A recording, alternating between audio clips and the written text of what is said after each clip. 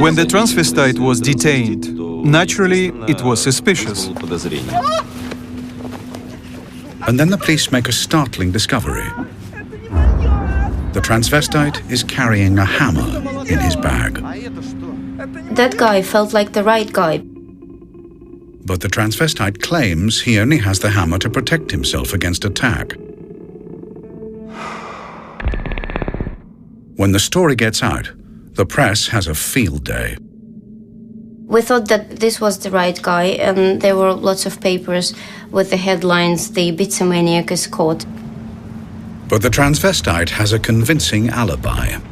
We suspected he wasn't the killer by the end of the first day. But to check his alibi required almost 24 hours detailed work. And only after it was all done was he released. A week later, 25-year-old supermarket worker Mahmoud Jaldashov is murdered.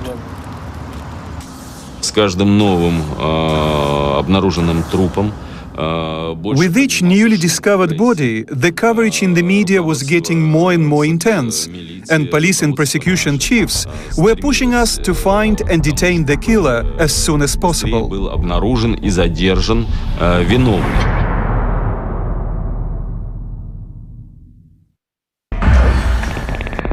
The pressure on the murder squad is becoming intense.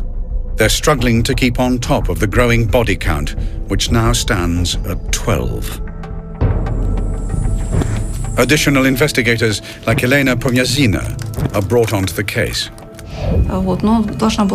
We had to have a team ready for when new events hit us. New murders happened. Then there is a significant development. At some point, and with a reason which wasn't clear for us, he switched to killing women. In April 2006, investigators find the body of 48-year-old supermarket worker Larisa Koligina. 2 months later, they find a 14th victim.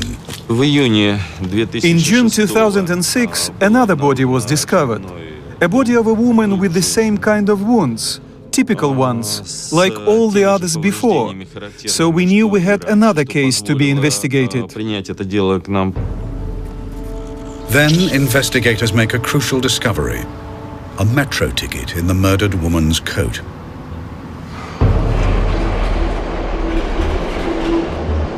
Investigators now begin an intensive trawl of the surveillance footage of the Moscow metro to see if they can find out who traveled with the woman that day. But it's an enormous task. Then there is a further breakthrough. 2 days later, police officers called me with a message that the son of the murdered woman had turned up and identified the body. The victim was 36-year-old single mother Marina Moskolyova. She lived alone with her son Sergei. When we interviewed him, he said his mom had gone out for a walk with a boyfriend, Sasha. She didn't come home. As investigators piece together Marina's last known movements, her son delivers a key piece of evidence. Before she left, Marina had tried to call her son on her mobile to tell him where she was going, but it wasn't working. She left a note saying where she was going and who with. She left his name and phone number. The phone number was registered to a 32-year-old supermarket worker, Alexander Pichushkin. The name Alexander is often shortened in Russia to Sasha. This was our very first concrete clue, leading us to Pichushkin. We established his address at once.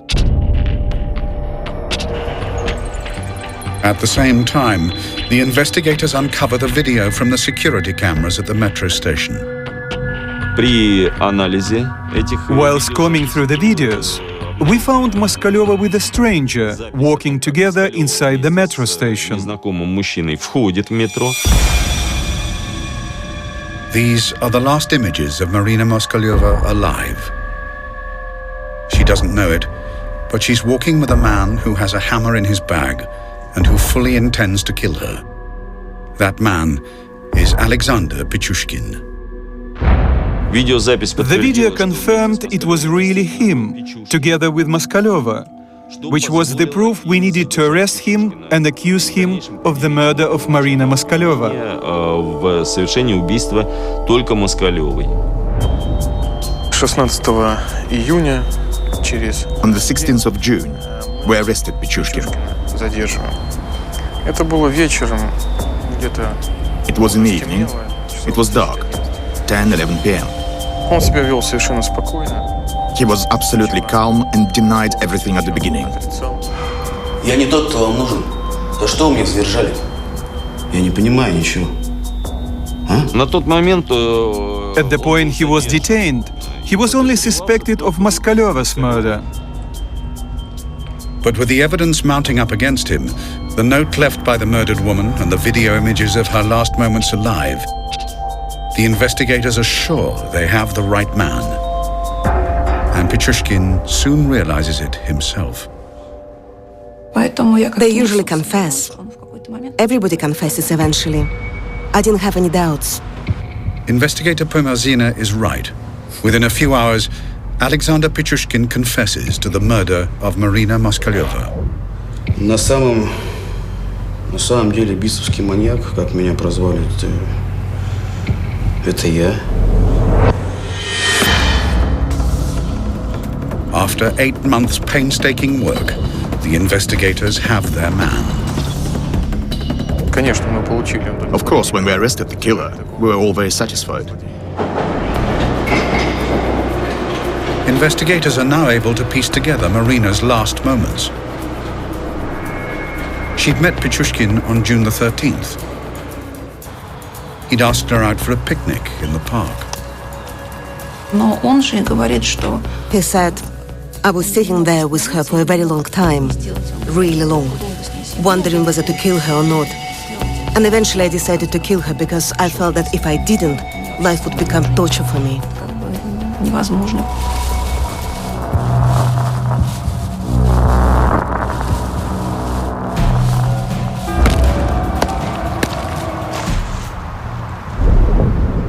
Investigators suspect Pichushkin of committing 14 murders in Bitsa Park. 60 человек. But what comes next is a complete shock. никто не подозревал. Of course, none of us could expect the true number of crimes he had committed. Я на самом деле совершил 61 убийство. И все 60 из них я совершил в Бисовском парке.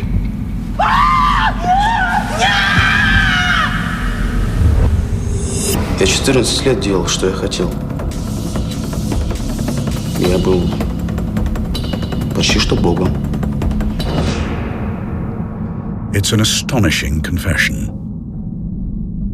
When he confessed, it was a complete shock for everyone because it's an enormous figure.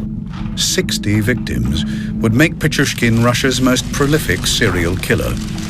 More prolific even than the depraved ripper of Rostov, Andrei Chikatilo. Все это надо проверять. We needed to check it all, which was going to be a great deal of work to do. Работа очень большой. And then the investigators find something that make them think Pichushkin's story might just possibly be true. После задержания After Pichushkin was detained, there was a search of his flat.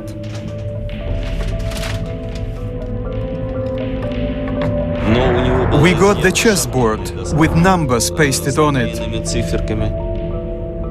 Each figure, each number meant a crime. Преступление. Я хотел убить по одному человеку на каждую клеточку моей шахматной доски. But was this extraordinary confession true? Говорить можно все, что угодно. He might have said anything, but we couldn't believe his word